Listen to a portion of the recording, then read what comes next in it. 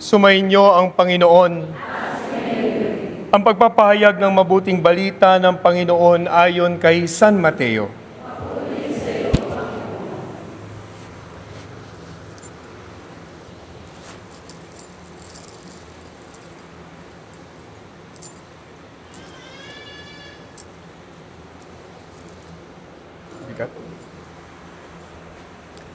Noong panahong iyon, sinabi ni Jesus sa kanyang mga alagad, "Sa panalangin ninyo'y huwag kayong gagamit ng napakaraming salita. Kaya gaya ng ginagawa ng mga hintil, ang akala nila'y pakikinggan sila ng Diyos dahil sa dami ng kanilang salita. Huwag ninyo silang tutularan, sapagkat alam na ng inyong Ama ang inyong kinakailangan bago pa ninyo hilingin sa Kanya. Ganito kayo mananalangin. Ama naming nasa langit, sambahin nawa ang pangalan mo. Ikaw nawa ang maghari sa amin. Sundin nawa ang iyong kalooban dito sa lupa tulad ng sa langit. Bigyan mo kami ng pagkain kailangan namin sa araw na ito. At patawarin mo kami sa aming mga kasalanan tulad ng aming pagpapatawad sa mga nagkakasala sa amin. At huwag mo kaming iharap sa mahigpit na pagsubok, kundi ilayo mo kami sa masama, sapagkat iyo ang kaharian at ang kapangyarihan at ang kapurihan, magpakailanman. Amen. Sapagkat kung pinatatawad ninyo ang mga nagkakasala sa inyo, patatawarin din kayo ng inyong Amang nasa langit. Ngunit kung hindi ninyo pinatatawad ang mga nagkakasala sa inyo, hindi rin kayo patatawarin ng inyong Ama. Bayang sinisinta ng Diyos ang mabuting balita ng Panginoon.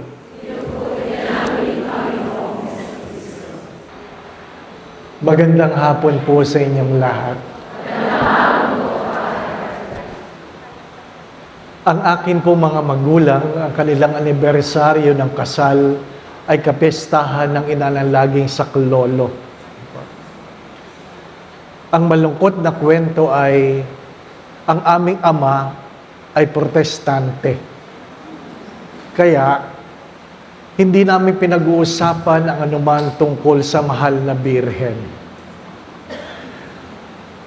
Nakilala ko lang ang inanalaging saklolo at ang nobina patungkol sa kanya ay nang dumating si Father John Maguire, ang kanilang kapatid na pari sa Lucena, at ako'y inanyayahan na maging kaanib ng Kilusang Ilaw, 1977. Doon ko lang po nalaman ang tungkol sa inanalaging saklolo. Ano po? Nung nag-college na, nag-aral ako sa Maynila, panahon ng kahirapan ng pag-aaral kung saan ang aming ama ay naloko, nadaya sa negosyo at dumaan kami sa kahirapan. Na kung saan habang nag-aaral kaming magkapatid, isa lang ang aming sapatos. Siya ang nagsusuot sa umaga, ako sa hapon. Hindi kami pwedeng sabay na pumapasok. Ano po? Kaya pagkatapos ng klase niya sa umaga, dali-dali siya, at ako alas 12, nakaupo na, nakamedyas na, inaantay ko, hindi siya, kundi yung sapatos. Ano po? Yung mga panahon na yon na gusto niyang sumuko, ang pinaghugutan ko ng lakas, ay minsan, nagpupunta ako sa baklaran ng hating gabi. Nakaupo lang ako. Nakaupo lang at nakatingin sa imahin ng inanalaging saklolo. Wala akong masabi, hindi ako nagrereklamo, at alam niya ang aking saloobin. Hindi ako nagtatanong hanggang kailan. Nakatapos ako ng college. Ako po ay naging licensed mechanical engineer. Nagtrabaho ako ng 10 taon bago ako pumasok sa seminaryo. Anong una ko natutunan? Magandang matutunan ito. Hindi nyo ikayayaman ang pagnunubina sa inanalagay saklolo. So huwag kayong aasa na yayaman kayo, hindi kayo payayamanin. Ano po? Sapagkat ang paalala ng inanalaging saklolo ay sasamahan kita. Ang mahalaga, mayroon kang kasama. Hindi lang yung may kasama ka kung kailan ka masaya, yung mayroon kang kasama na kung saan iniwan ka ng lahat. At yun ang unang-una. Hindi ibinigay sa akin ang mahal na biri ng sapatos. Ang ibinigay niya, ang kanyang gabay. Ang kanyang paalala. Ang kanyang mga yapus sa panahon ng pangungulila, sa panahon ng mga pagtatanong. Ikalawa, hindi niya pinapagaan ang buhay. Ang tunay na ina, bagamat ang hangangarin, ay ang kanyang mga anak ay maging marangya, pero ang ina ng laging saklolo ay hindi niya hinahangad na ikaw ay maging marangya ang buhay. Hindi ibig sabihin ng marangya ay maging magaan. Alam po ninyo, kaya maraming kabataan ngayon ang mahina ang kalooban ay dahil pinalalaki sila sa isang marangyang pamumuhay. Nagkukwentuhan kami kanina ng mga nag-aayos ng altar. Kasi sabi niya, Father, ang tangkad mo. Lumaki po ako sa Star Margarine. Ano po? Ang panahon namin ni Star Margarine, ano po? Pag ikaw ay mayaman-yaman, may Star Margarine ka. Ano po? Pag mayaman ka, ang meron ka, peanut butter. Si Lilis, di po ba? Ano? Kilala nyo yan. Ano po? Star Margarine. Nilalagyan mo ng konting asukal para sumarap-sarap. Di po ba? Ano? Kaya tumangkad ako. Ano po? Sasabihin nyo, kayo na may nag-Star Margarine, hindi kayo tumangkad. Hindi nyo kinain ang takip. Ano po yan? Dapat kinain nyo ang takip. Alam po. Kasi, dahil konti lang, dinidilaan mo yung takip. Di po ba? No? Dinanas namin yun. Lumaki kami sa hirap. At dahil dyan, naging matatag kami. At ang mga bata ngayon, ang malungkot na kwento ay ano? Meron na lahat na ulam, nagre-reklamo pa. Di po ba, ano? Ha? May tusino na. Ha? May longganisa na. May itlog na. Wala lang hotdog. Ano sabi? Wala tayong ulam. Di ba? Masyado niyong pinalaki sa karangyaan. Mga magulang, pag namatay kayo, kawawa yung mga yan. Ano po? Marami sa mga anak ngayon, di man lang marunong magsaing. Di po ba? Ni hindi marunong magbukas ng dilata.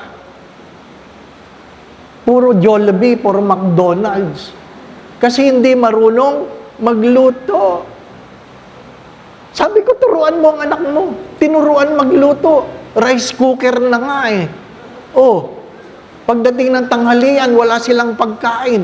Walang kanin. Sabi ko, anong nangyari? Sabi, pambihira, Father. Tinuruan ko na. Huhugasan mo. Susukatin mo. Di ba gano'n? Di ba ba? No? Wala nang hinihipan. Oo. Ano nangyari? Wala kaming kanin. Bakit? Hindi inon ang rice cooker. May tawag doon, di ba ba? No? Kasi masyado niyong pinapagaan ang buhay. Mga minamahal na mga kapatid, ano sabi sa Ebanghelyo? Turuan mo kaming manalangin. Turuan mo kaming manalangin. Alam po ninyo, ang pananalangin ay wala sa ganda ng pananalita. Kaya nga sa simula ng Ebanghelyo, wala sa dami ng pananalita. Ang panalangin ay tungkol sa relasyon. Dahil pag maayos ang relasyon, kahit walang imikan, nagkakaintindihan. Hindi po ba, anak? Kahit walang imikan, yung mga nag-iibigan, haba lang ng uso, alam na. Di ba? Totoo? Tinginan lang nagkakaintindihan. Pero pag nag-away, sigawan. Di po ba, ano? Yung mga mag-asawang hindi na nagmamahalan, nagsisigawan na. Hindi pa rin nagkakaintindihan. Bakit? Wala sa salita ang relasyon. Ang panalangin ay nagsisimula sa relasyon. Na naintindihan mo kung sino ka at naintindihan mo kung kanino ka tumatawag. Nung na-stroke ako, classmate ko si Father Chody, na-stroke. Nauna lang ako. Anong na-stroke ako, yung mother butler na dating parokya, nalaman niya dahil sinabi sa kanya ng kanyang anak, "Nanay, si Father Dave na-stroke." Naku, umiyak ang matanda. Paralyzed na. Umiiyak. Sabi niya, "Mga anak, tayo'y magtipon-tipon, tayo'y magkapit kamay, ipagdasal natin si Father Dave." Ay, ako'y touch na touch nung kinukwento yun. At sabi ng kanyang anak, at sabi ba naman ng nanay, sabi niya, "Sabay-sabay nating dasalin. Bless us, O Lord, in this." Gumaling naman ako, gumaling. Ano ibig ko sabihin? Wala sa salita. Di po ba, anak? Hindi kailangan ng mahal na birin ang pambobola. Hindi kailangan ng Diyos ang pambobola. Ang kailangan ng Diyos ay tunay na kalooban. Mga minamahal na mga kapatid, walang imposible sa mga taong nananalig. Aanuhin mo ang yaman kung walang kapayapaan. Aanuhin mo ang sarap ng ulam kung galing naman sa nakaw. Di po ba, anak? Nag-post ako. Masarap nga ngayong kinakain. Kinakain ng pamilya mo, galing naman sa nakaw. Malusog ang katawan mo, pero nabubulok na ang kaluluwa mo. Bakit? Sapagkat ang buhay ay tungkol sa isang maayos na relasyon sa Diyos. Bakit hindi ka humingi bago ka magreklamo? Ang palagi ko pong sinasabi, natutunan ko po ito. Ano po? Mabuti pang humingi ka nang hindi ka nakatanggap kaysa hindi ka nakatanggap dahil hindi ka naman humingi. Hello? Naintindihan niya? Mabuti pang humingi ka at hindi ka nakatanggap kaysa hindi ka nakatanggap dahil hindi ka naman humingi. Ang paanyaya ng mahal na birin ay humingi ka. Huwag yung reklamo ka ng reklamo. Humingi ka ba? Alam ni Lord yun. Humingi ka. Di ba? Kaya nga, yung bulag ng nilapitan, anong gusto mong gawin ko para sa iyo? Bakit kailangan tanungin ng Diyos? Bulag naman yun. Di ba? Gusto ko pong makakita. Sapagkat hindi lahat ng bulag ngayon gustong makakita. Pag tinanong mo ang ibang bulag, anong gusto mong gawin ko sa? Gusto kong manalo sa loto. Hindi makakita. Di ba ba? No? Mga minamahal na mga kapatid, sa unang araw ng nobinaryong ito, huwag niyo itong kakalimutan. Meron kang isang ina na nakikinig para idulog ang iyong panalangin sa Ama. Hindi kailangan magandang pananalita. Ang kailangan lamang ay magandang kalooban. Ikalawa, mabuting humingi kahit hindi nabigyan, kaysa hindi nakatanggap kasi hindi naman humingi. Ano po? Humingi ka. Mga minamahal na mga kapatid, ikatlo, Hindi naman tayo nagmamadali. Di po ba, anak? Ano ibig ko sabihin? Wala namang gustong mamatay ng maaga. Di po ba, anak? Ha? Habang tayo nabubuhay, sana tinatanong ninyo, ano kaya ang kalooban ng Diyos para sa akin? Kung inyo pong titingnan ang Ama namin, pagkatapos sambahin ang ngalan mo, ang kasunod nun ay sundin ang loob mo dito sa lupa para nang sa langit. Sakal mo lang sasabihin, bigyan mo kami ng aming kakanin. Ano pong ibig ko sabihin? Bago kayo kumain, itanong nyo muna, nagawa nyo ba ang kalooban ng Diyos? Hello? Bago kayo kumain, tinatanong nyo po muna dapat, nagawa nyo ba ang kalooban ng Diyos? Sapagkat hindi kayo papasok sa pinto ng langit nang dahil sa inyong kinakain. Papasok kayo sa pinto ng langit dahil ginawa nyo ang kalooban ng Diyos. Ano po sabi ni San Pablo? Yung ayaw magtrabaho, huwag kumain. Ang ayaw magtrabaho, huwag kumain. Kaya ang unang araw ng nobinaryong ito, inaatasan tayo paano manalangin, sapagkat ang panalangin ay uri ng pamumuhay. Hari nawa, magawa natin ang kalooban ng Diyos. Hindi lang yung puro hingi, di po ba? Ano? Hindi lang yung puro hingi.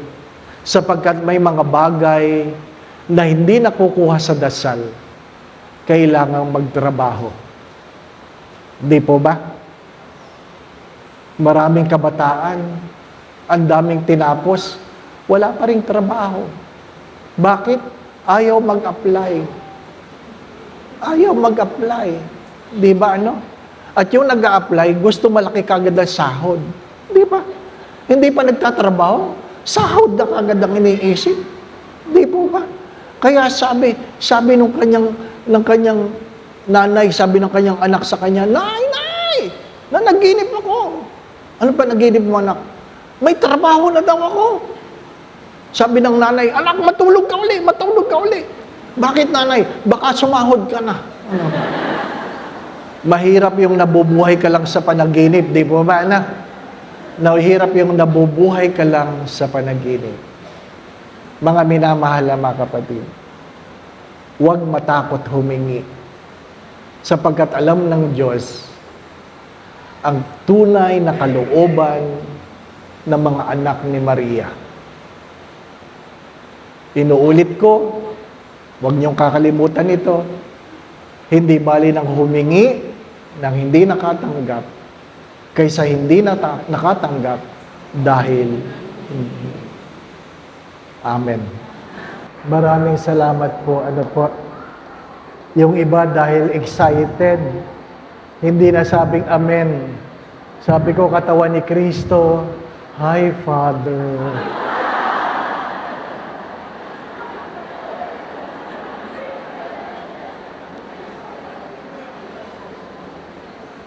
Magsitayo po tayo.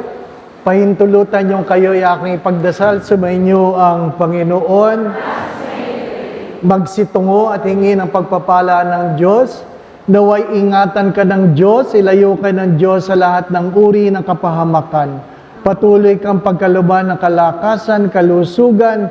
Kung meron ka mang karamdaman, naway pagkaluban ka ng Diyos na kagalingan. Gabayan ka ng Diyos sa lahat ng iyong mga iniisip at ginagawa. Kung meron ka mang pinagdadaan ng suliranin o problema, tuwangan ka ng Diyos, alisin ang iyong mga pagkatakot at pangamba, dagdagan nawa ng Diyos ang iyong pananalig at pananampalataya sa Kanya. Kayo, ang inyong pamilya, ay pagharian nawa ng Diyos ng pagmamahalan, pagkakaisa, pagkakasundo-sundo, kapayapaan, kasayahan, puspos ng pag-ibig at kasaganahan.